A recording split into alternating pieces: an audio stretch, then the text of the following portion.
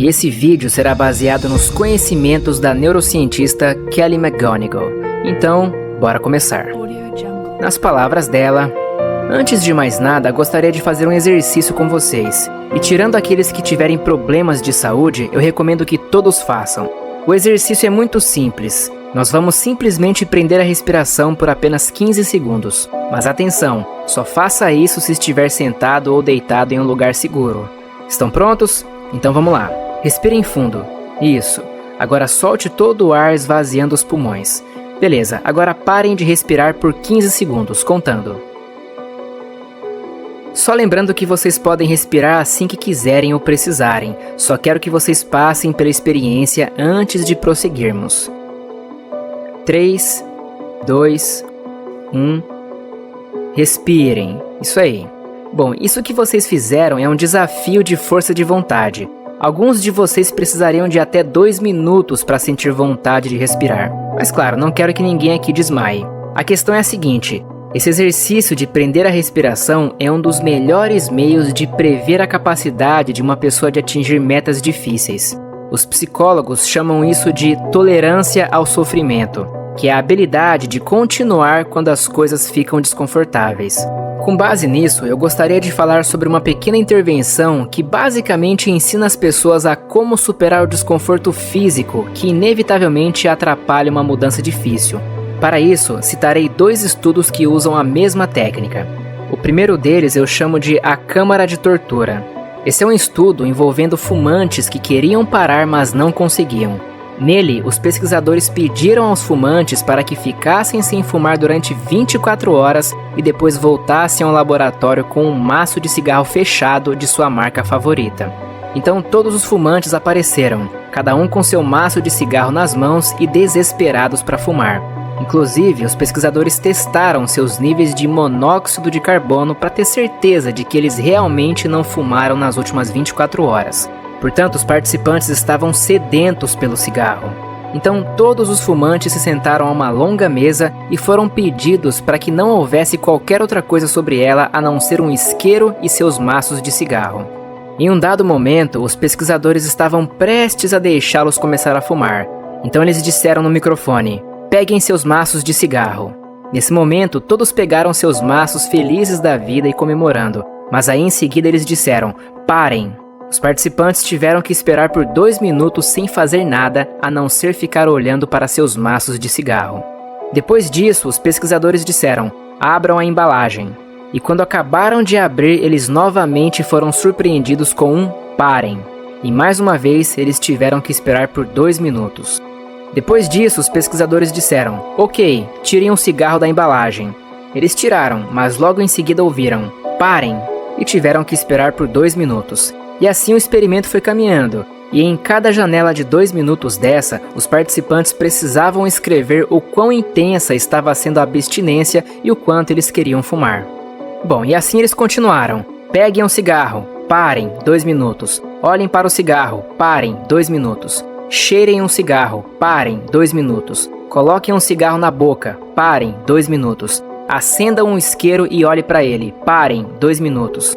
Isso continuou assim por mais de 1 hora, e no fim das contas, nenhum dos participantes foi autorizado a acender o cigarro. O fato é que antes do experimento, metade deles havia aprendido uma técnica chamada surfando o impulso, na qual tem como finalidade fazer a pessoa entender que se ela prestar atenção no desconforto físico de querer algo, confiar na sua própria capacidade de tolerar essas sensações e esperar pacientemente, elas eventualmente irão embora. Basicamente, eles aprenderam a não se entregar ao impulso sempre que ele surgir, pois assim como uma onda, ele irá passar e ficará tudo bem.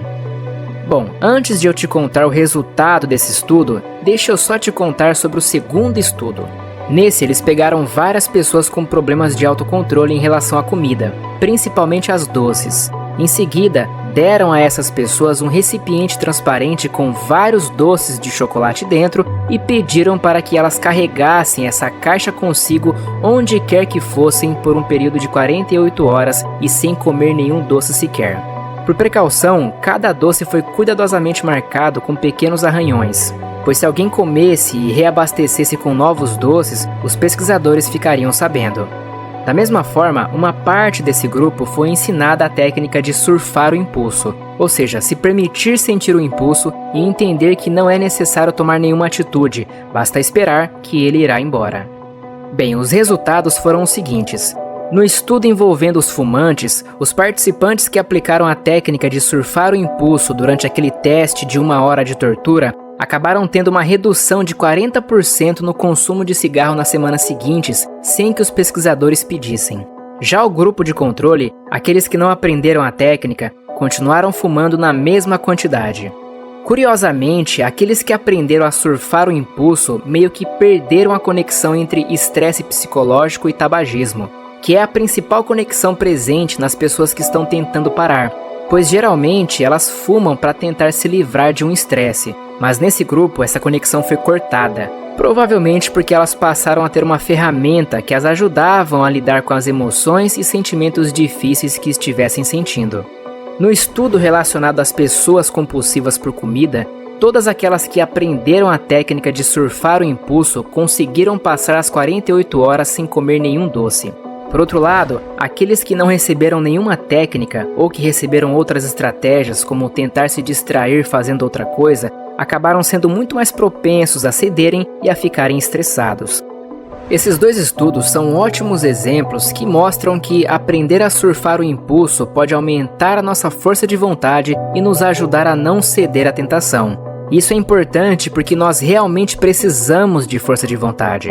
Todo mundo sabe o quão importante é construir bons hábitos, mas o fato é que muitas vezes nós precisamos de força para fazer coisas difíceis. E não há hábito no mundo que vai te fazer não querer fumar um cigarro caso veja um e esteja tentando parar, ou então não querer comer um doce caso veja alguém comendo, pois se trata de um impulso incrivelmente forte que precisa ser combatido.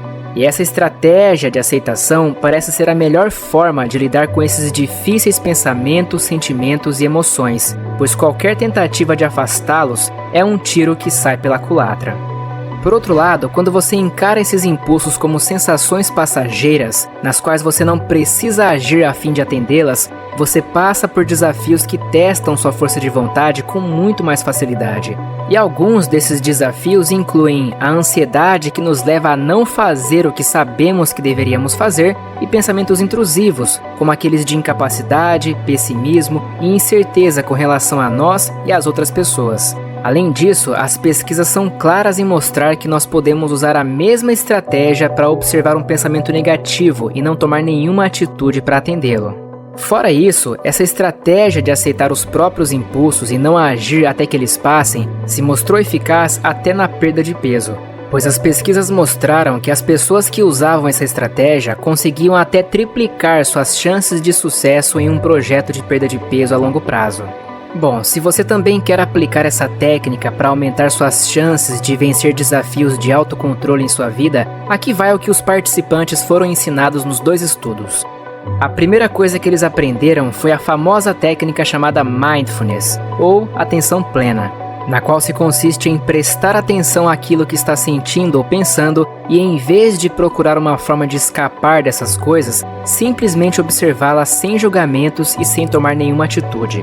Então, por exemplo, se você estiver com fome, se coloque numa postura de observador e simplesmente perceba como seu corpo está reagindo a isso.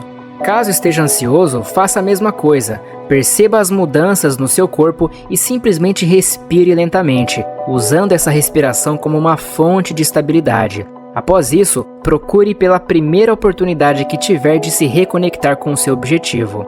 Foi exatamente isso que os participantes dos dois estudos aprenderam a fazer, que, diga-se de passagem, se trata de uma técnica que qualquer um pode praticar e que leva apenas 30 segundos. Um forte abraço e até a próxima.